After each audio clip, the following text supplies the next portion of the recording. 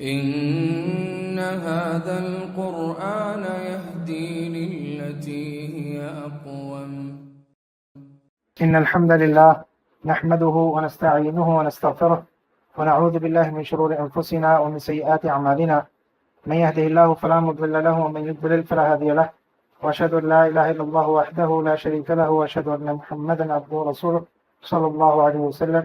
أما بعد، اللهم انفعنا بما علمتنا وعلمنا ما ينفعنا وزدنا علما. رب اشرح لي صدري ويسر لي أمري واحلل عقدة من لساني يفقهوا قولي. سبحانك لا علم لنا إلا ما علمتنا إنك أنت العليم الحكيم. أما بعد، فأعوذ بالله من الشيطان الرجيم. ولا تلبسوا الحق بالباطل وتكتموا الحق وأنتم تعلمون. جیسا کہ آپ کو معلوم ہے، ہم گزشتہ دروس میں سورۃ البقرہ آیت نمبر 42 اس کو پڑھ رہے ہیں، اور اس آیت کریمہ کے حوالے سے بات یہاں تک پہنچی تھی کہ اس آیت کریمہ میں اللہ تعالیٰ نے یہودیوں کی دو صفات ان کا تذکرہ کیا ہے، اور وہ یہ ہے کہ وہ لوگ حق کو باطل کے ساتھ خلط ملط کر کے پیش کرتے ہیں اور حق کو چھپاتے ہیں۔ ان دو صفات میں سے جو دوسری صفت ہے اور وہ حق کو چھپانا، اس کے حوالے سے ہم بات کر رہے تھے، اور ہم نے یہ بات کہی تھی کل کے درس میں کہ اس حوالے سے اللہ تعالیٰ نے قرآن کریم میں اور نبی کریم صلی اللہ علیہ وسلم نے اپنی احادیث میں بہت ہی سخت وعید سنائی ہے ان لوگوں کے لیے کہ جو حق کو جانتے ہوئے اس کو چھپاتے ہیں، اس کو ظاہر نہیں کرتے، اس کو بیان نہیں کرتے۔ اس حوالے سے کل کے درس میں ہم نے ایک آیت کریمہ اس کو پڑھا تھا، اور وہ سورۃ البقرہ آیت نمبر 159 ہے۔ اس آیت کریمہ میں اللہ تعالیٰ نے یہ بات بیان فرمایا کہ یقیناً وہ لوگ کہ جو چھپاتے ہیں اس چیز کو کہ جس کو ہم نے نازل کیا من بینات والہدی، بینات میں سے اور ہدایت میں سے، اللہ کی نشانیوں کو اور ہدایت کو جو اللہ نے نازل کی ہیں ان کو جو چھپاتے ہیں، من بعد ما بیناہ للناس فی الکتاب، اس کے بعد کہ ہم نے کتاب میں اس کو بیان کر دیا ہے، واضح کر دیا ہے، اولئک یلعنہم اللہ ویلعنہم اللاعنون، فرمایا کہ یہی وہ لوگ ہیں کہ جن کے اوپر اللہ بھی لعنت فرماتے ہیں اور لعنت کرنے والے وہ بھی ان پر لعنت کرتے ہیں۔ تو اس آیت کریمہ میں دو باتیں بیان کی گئیں، ان کے لیے ایسی سخت وعید آئی ہے کہ جو حق کو چھپاتے ہیں ان کے لیے فرمایا کہ اللہ بھی ان پر لعنت کرتے ہیں، اور ان کا جرم اتنا سخت ہے کہ نہ صرف ہے کہ اللہ رب العالمین لعنت کرتے ہیں، اور جبکہ اللہ کا لعنت کرنا بہت ہی کافی ہے اور بہت ہی سنگین چیز ہے، لیکن اس کی سنگینی کو ظاہر کرنے کے لیے کہا وَيَلْعَنُهُمُ اللَّاعِنُونَ، اور لعنت کرنے والے بھی ان پر لعنت کرتے ہیں۔ اور لعنت کرنے والے ان سے مراد کیا ہے؟ کل کے درس میں ہم نے یہ بات ذکر کی تھی کہ اس سے مراد فرشتے بھی ہو سکتے ہیں، انسان بھی ہو سکتے ہیں، جن بھی ہو سکتے ہیں، بلکہ امام ابن کثیر رحمہ اللہ انہوں نے اس آیت کریمہ کی تفسیر میں حضرت ابو العالیہ رحمہ اللہ جو کہ تابعی ہیں ان سے ذکر کیا ہے، کہا کہ ہر چیز ان پر لعنت کرتی ہے، جو چیز بھی اس کائنات میں موجود ہے ہر چیز ایسے لوگوں پر لعنت کرتے ہیں۔ وَيَلْعَنُهُمُ اللَّاعِنُونَ، اس کا معنی یہ ہے کہ ان کے اوپر فرشتے، انسان، جن، اسی طرح چوپائے اور تمام جانور وہ ان کے لعنت کرتے ہیں۔ اور اسی طرح امام ابن کثیر نے سورۃ البقرہ کی جو آیت ہے 159 اس کی تفسیر میں تابعین اور صحابہ بعض تابعین میں سے یہ نقل کیا ہے کہ جس طرح نبی کریم صلی اللہ علیہ وسلم کی حدیث ہے، صحیح حدیث ہے کہ وہ شخص کہ جو لوگوں کو خیر کی تعلیم دیتا ہے، معلم الناس الخیر، لوگوں کو خیر کی تعلیم دینے والا، جس طرح اس کے بارے میں نبی کریم صلی اللہ علیہ وسلم نے اپنی حدیث میں فرمایا کہ اس کے لیے ہر چیز استغفار کرتی ہے، فرمایا حتی الحیتان فی الماء، یہاں تک کہ جو پانی میں مچھلی ہے وہ بھی اس کے لیے استغفار کرتی ہے۔ اور اسی طرح بعض روایت میں یہ بھی آیا کہ حتیٰ کہ چونٹیاں بھی اپنے بلوں میں ان کے لیے استغفار کرتی ہیں، کس شخص کے لیے؟ جو لوگوں کو خیر کی تعلیم دیتا ہے۔ تو فرمایا انہوں نے کہ جس طرح اس کے لیے ہر چیز خیر کی دعا کرتی ہے، مغفرت کی دعا کرتی ہے، اسی طرح جو لوگوں سے اس علم کو چھپاتا ہے، جو ظاہر نہیں کرتا، لوگوں کو نہیں سکھاتا، اسی طرح پھر ہر چیز وہ اس کے اوپر لعنت بھی کرتی ہے۔ تو اس حدیث سے انہوں نے اس کو جوڑا کہ جو جس طرح ہر چیز خیر کی تعلیم دینے والے کے لیے دعا کرتی ہے، اسی طرح ہر چیز اس پر لعنت بھی کرتی ہے۔ تو جو شخص بھی حق کی بات کو چھپاتا ہے اس کے لیے اس آیت کریمہ کی روح سے یہ بہت سخت وعید آئی ہے کہ اللہ بھی اس پر لعنت کرتے ہیں اور ہر چیز بھی اس کے اوپر لعنت کرتی ہے۔ اسی طرح سورۃ البقرہ ہی کی ایک اور آیت کریمہ جو جس کا نمبر 174 اور 175 ہے، ان میں بھی اسی حوالے سے مزید وعید آئی ہے۔ ان آیات میں اللہ تعالیٰ فرماتے ہیں ان الذین یکتمون ما انزل اللہ من الکتاب ویشترون به ثمنا قلیلا اولئک ما یأکلون فی بطونهم الا النار ولا یکلمهم اللہ یوم القیامة ولا یزکیہم ولهم عذاب علیم اولئک الذین اشتروا الضلالة بالہدى والعذاب بالمغفرة فما اصبرهم علی النار۔ فرمایا یقیناً وہ لوگ کہ جو چھپاتے ہیں اس چیز کو جو اللہ نے نازل کی کتاب میں سے، یعنی جو کتاب اللہ نے نازل کی ہے اور جو کتاب میں جو کچھ نازل کیا ہے، جو لوگ اس کو چھپاتے ہیں وَيَشْتَرُونَ بِهِ ثَمَنًا قَلِيلًا، اور اس کے بدلے میں تھوڑا معاوضہ حاصل کرتے ہیں، تھوڑی قیمت حاصل کرتے ہیں، اس کے بدلے اس کو چھپاتے ہیں، تو کیا ہے ان کے لیے کتنی سخت وعید آئی ہے۔ پہلی بات اس آیت کریمہ میں فرمائی اولئک ما یأکلون فی بطونہم الا النار، یہ جو اس کے بدلے میں تھوڑا معاوضہ لیتے ہیں حقیقت میں وہ اپنے پیٹوں میں آگ ڈال رہے ہیں۔ اولئک یہی وہ لوگ ہیں کہ جو ما یأکلون فی بطونہم الا النار، اپنے پیٹوں میں آگ کے علاوہ اور کوئی چیز نہیں ڈالتے، ما یأکلون فی بطونہم الا النار۔ اور اسی پر بس نہیں کی، مزید وعید کیا فرمائی ولا یکلمہم اللہ یوم القیامہ۔ نمبر 2 فرمایا کہ اور قیامت کے دن ایسے لوگوں سے اللہ تعالیٰ کلام نہیں فرمائیں گے۔ نمبر 3 فرمایا ولا یزکیہم، اور نہ ہی ان کو پاک کریں گے، ولہم عذاب علیم، اور انہی کے لیے ہے دردناک عذاب۔ 4 قسم کی وعید اس آیت میں ایسے لوگوں کے لیے اللہ تعالیٰ نے سنائی ہے جو اللہ کی آیات کو بیان نہیں کرتے اور اس کو چھپاتے ہیں، اس کو ظاہر نہیں کرتے۔ نمبر 1 فرمایا کہ وہ اپنے پیٹوں میں آگ ڈال رہے ہیں۔ نمبر 2 فرمایا کہ اللہ تعالیٰ قیامت کے دن ان سے کلام نہیں کریں گے۔ نمبر 3 ان کو پاک نہیں کریں گے، اور نمبر 4 انہی کے لیے دردناک عذاب ہے۔ اور یہاں پر یہ بات بھی نوٹ کرتے جائیں کہ جس عذاب کو رب العالمین دردناک کہیں، جو کہ تمام کائنات کے رب ہیں، وہ کتنا دردناک ہوگا۔ جس کو اللہ کہتا ہے کہ وہ دردناک عذاب ہوگا، وہ کتنا بڑا ہوگا۔ اس بات کو سمجھنے کے لیے مختصر سے میں مثال دیتا ہوں کہ جو شخص جتنا بڑا ہوتا ہے وہ اگر کسی کو کسی تحفے کا وعدہ کرے یا کسی کو کسی عذاب کا وعدہ کرے، وہ اتنا ہی سخت ہوتا ہے۔ مثال کے طور پر اگر گھر میں باپ ہے وہ کہے کہ میں تمہیں بہت سخت سزا دوں گا، تو وہ اپنی حیثیت کے مطابق کہتا ہے۔ اگر کسی ملک کا حکمران ہو اور وہ کہے کہ میں فلاں شخص کو جو فلاں فلاں کام کرتا ہے یا فلاں فلاں قانون کی خلاف ورزی کرتا ہے اس کو سخت سزا دوں گا، وہ اپنی حیثیت کے مطابق ہوگا۔ تو جو رب العالمین ہے، جو تمام کائنات کے رب ہیں، جو ہر چیز کے مالک ہیں، جب وہ کسی عذاب کو کہیں کہ یہ دردناک عذاب ہے، تو اس کی دردناک اور اس کی ہولناکی وہ صرف رب ہی جانتا ہے کہ وہ کتنی سخت ہوگی۔ تو اس آیت کریمہ میں جو لوگ حق کو چھپاتے ہیں، اس کو ظاہر نہیں کرتے، ان کے لیے یہ وعید سنائی گئی۔ اور اس سے اگلی آیت میں کیا فرمایا اولئک الذین اشتروا الضلالۃ بالہدیٰ، یہی وہ لوگ ہیں کہ جنہوں نے ہدایت کے بدلے میں گمراہی کو خریدا، والعذاب بالمغفرہ، اور مغفرت کے بدلے میں عذاب کو خریدا، عذاب کو انہوں نے پسند کیا۔ فما اصبرهم علی النار، فرمایا کہ پس یہ کتنے ہی زیادہ آگ پر صبر کرنے والے ہیں۔ یعنی کہ یہ گویا کہ اپنے اس عمل سے ان کو معلوم ہے کہ اس کا نتیجہ جہنم میں جائیں گے، اس کا نتیجہ یہ ہے کہ وہ آگ میں ڈالے جائیں گے، تو وہ پھر اس پر اتنا کس طرح صبر کر رہے ہیں، ان کو اس چیز سے وہ کتنے غافل ہو گئے ہیں کہ ان کو اس چیز کی پرواہ ہی نہیں کہ وہ آگ میں جا رہے ہیں۔ فما اصبرهم علی النار، وہ کتنا زیادہ صبر کرنے والے ہیں آگ پر، کہ وہ کیے جا رہے ہیں، اپنے اس عمل پر جاری ہیں، جاری و ساری ہیں، اور اس سے بازی نہیں آ رہے۔ اس کے بعد نبی کریم صلی اللہ علیہ وسلم نے اپنی حدیث میں بھی اس ایسے شخص کے لیے سخت وعید سنائی ہے۔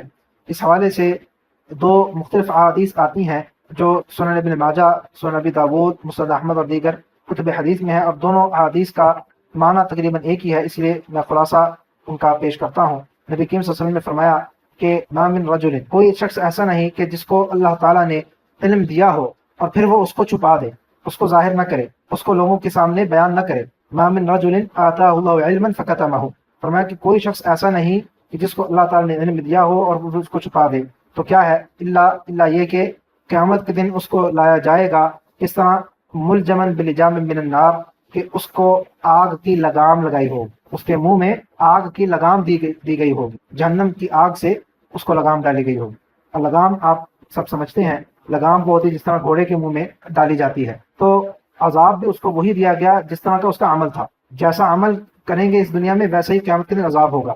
اس نے دنیا میں اپنے منہ کو بند رکھا، منہ کو نہیں کھولا، حق بات کو بیان نہیں کیا، قیامت کے دن اس کا عذاب کیا ہوگا، اسی طرح سے اس کے منہ کو جہنم کی آگ کی لگام سے بند کر دیا جائے گا۔ تو کتنی سخت وعید ہے ایسے شخص کے لیے کہ جو حق بات کو جانتے بوجھتے ہوئے بھی بیان نہ کرے۔ تو اس آیت کریمہ میں جو ہم پڑھ رہے تھے، اس میں اللہ تعالیٰ نے کیا فرمایا وَلَا تَلْبِسُوا الْحَقَّ بِالْبَاطِلِ وَتَكْتُمُوا الْحَقَّ وَأَنْتُمْ تَعْلَمُونَ، کہ تم لوگ حق کے ساتھ باطل کی آمیزش نہ کرو اور حق کو نہ چھپاؤ۔ دوسری بات جس سے منع کیا گیا کہ حق کو نہ چھپاؤ، اور اس کی وعید کتنی سخت ہے وہ ہم نے سن لی۔ یہاں پر ایک اور بات اس آیت کریمہ کے اس ٹکڑے کے حوالے سے کہ وہ کون سا حق تھا کہ جس کو یہودی چھپاتے تھے، جس سے ان کو منع کیا کہ تم حق کو نہ چھپاؤ، اس سے کیا مراد ہے؟ اس سے کوئی بھی چیز مراد ہو سکتی ہے، یہاں پہ کسی چیز کے اللہ نے وضاحت نہیں کی۔ اور یہاں پر قرآن کریم کی تفسیر کو سمجھنے کا ایک قاعدہ بھی سمجھتے جائیے کہ جہاں پر بھی اللہ تعالیٰ نے کسی بات کو مبہم رکھا ہے، اس کی وضاحت نہیں کی، تو اس کا بھی مقصد ہے۔ قرآن کریم میں کوئی چیز بے مقصد نعوذ باللہ نہیں ہے۔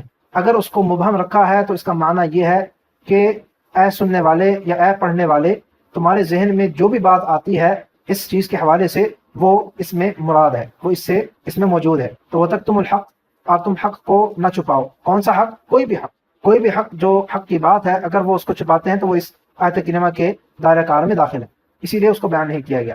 لیکن قرآن کریم کی دیگر آیات کو جب ہم دیکھتے ہیں تو اس میں ہمیں ایک چیز بہت واضح طور پر ملتی ہے، حق، کوئی بھی حق ہو اس کو چھپانے سے منع کیا گیا، لیکن خاص طور پر یہودی جس حق کو چھپاتے تھے ان میں سے ایک چیز بہت نمایاں ہے، اور وہ کیا ہے؟ نبی کریم صلی اللہ علیہ وسلم کی صفات۔ نبی کریم صلی اللہ علیہ وسلم کی جو صفات تورات میں آئی تھیں، انجیل میں آئی تھیں، وہ اس کو چھپاتے تھے۔ یہ ایک خصوصی طور پر اس چیز کو وہ کرتے تھے۔ اس کے علاوہ اور بھی بہت ساری چیزیں چھپاتے تھے، اور وہ ساری مراد ہیں۔ جیسے ہم نے کہا کہ خاص طور پر وہ اس چیز کو چھپاتے تھے، جیسے کہ ہم نے کل کے درس میں بھی وہ آیت کریمہ پڑھی تھی جو سورۃ البقرہ میں آئی ہے کہ اللہ تعالیٰ نے فرمایا کہ الذین آتیناہم الکتاب یعرفونہ کما یعرفون ابناءہم وان فریقا منہم لیکتمون الحق وہم یعلمون، کہ یہ جو یہودی ہیں یہ نبی کریم صلی اللہ علیہ وسلم کو اسی طرح سے پہچانتے ہیں جس طرح سے اپنے بیٹے کو پہچانتے ہیں، اپنی اولاد کو پہچانتے ہیں، لیکن ان میں سے ایک گروہ جو ہے وہ اس حق کو چھپاتے ہیں۔ تو یہ ایک ایسا حق ہے جس کو چھپانے کا تذکرہ واضح طور پر قرآن کریم میں جس کا تذکرہ موجود ہے، اور جو یہودی کیا کرتے تھے۔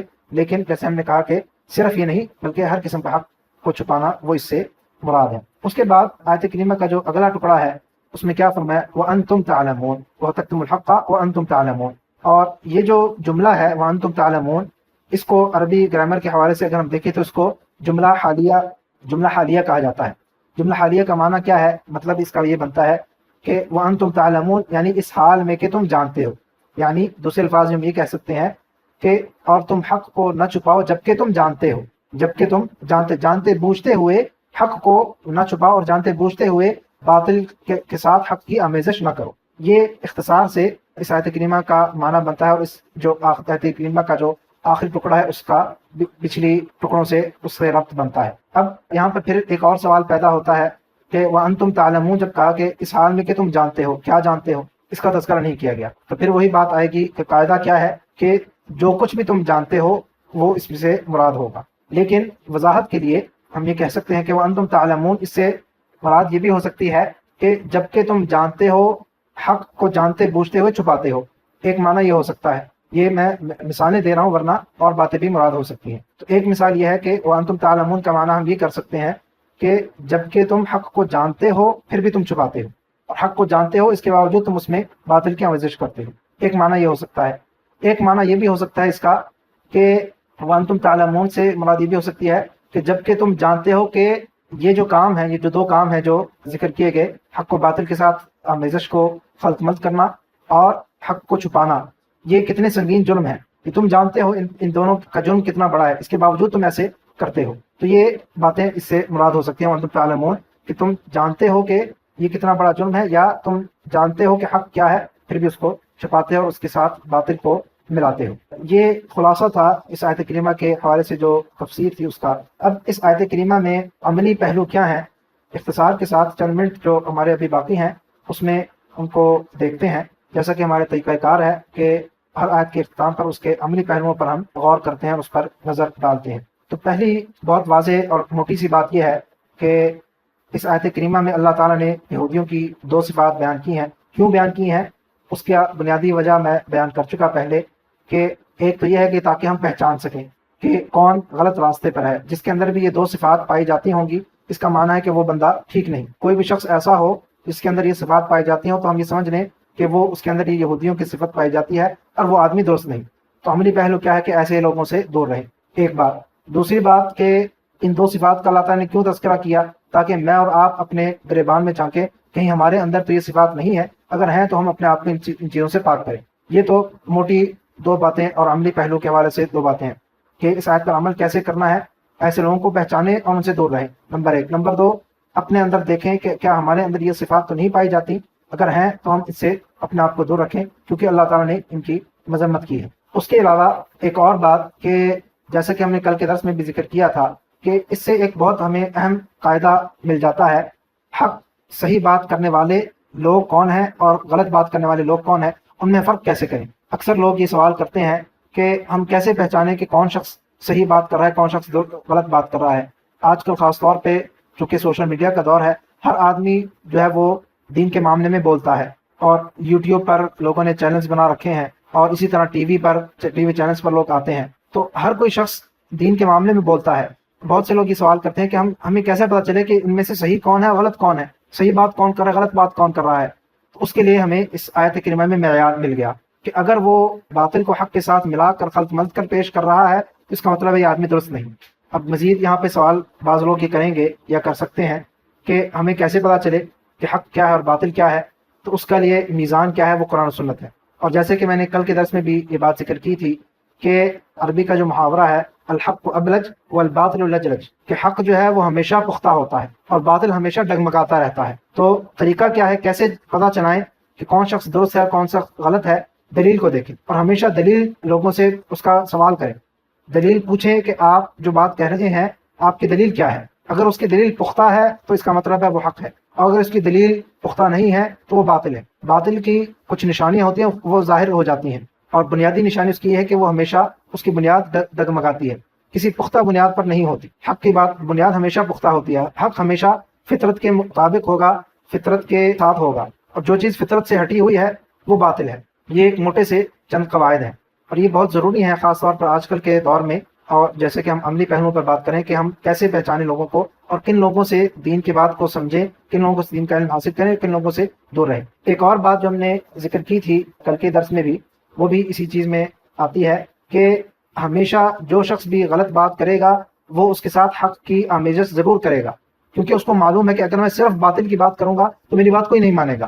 باطل ہے ہی ایسی چیز، اس کی وہ ظاہر ہو جاتی ہے۔ تو اس لیے اس چیز سے اللہ تعالیٰ نے اس آیت کریمہ کے ذریعے ہمیں خبردار کیا ہے کہ صرف لوگوں کی چند ایک بات اگر وہ سچ کہہ دیں یا حق بات کہہ دیں تو ایک یا دو باتوں پر جا کر اس کی ساری باتیں مت مان لینا، بلکہ اس کے پورے کردار کو دیکھیں، اس کے پوری باتوں کو دیکھیں۔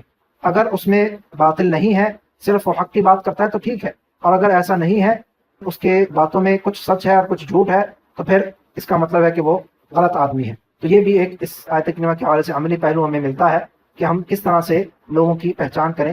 اللہ تعالیٰ نے ہمیں ایک بہت ہی اہم اور بنیادی قاعدہ اس میں بیان کر دیا۔ ایک اور بات اسی حوالے سے، عملی پہلو کے حوالے سے جو ہم نے ابھی بات کی کہ حق بات کو کہنا وہ کتنا ضروری ہے، اور اس کو بیان کرنا وہ کتنا ضروری ہے، اور اس کو روک کے رکھنا اور لوگوں تک نہ پہنچانا وہ کتنا بڑا جرم ہے۔